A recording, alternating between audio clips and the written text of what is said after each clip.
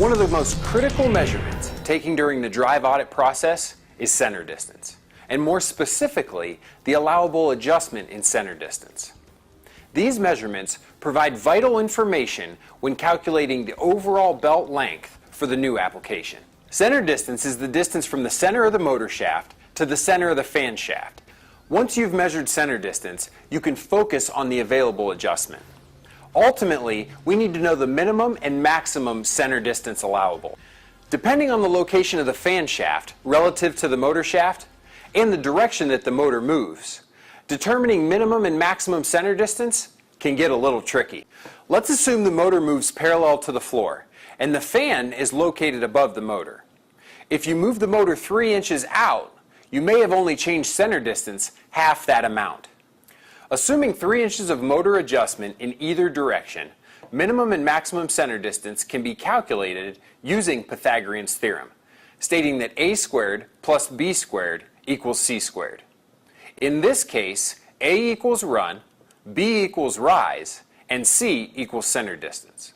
So we measure current center distance at 42.42 inches, current run at 30 inches, and current rise at 30 inches.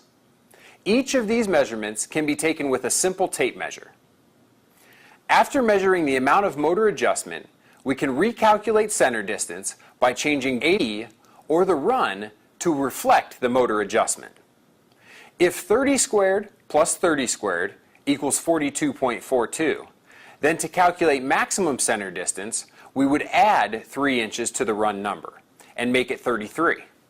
33 squared plus 30 squared equals 44.59.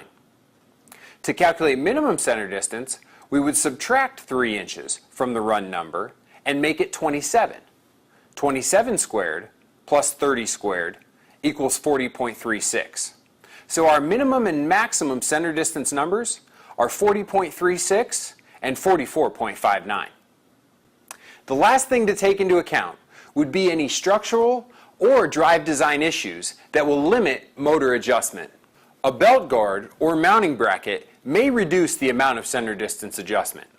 Other things to take into account are structural elements within the air handler, such as the support bar or the location of the motor conduit box relative to the unit wall.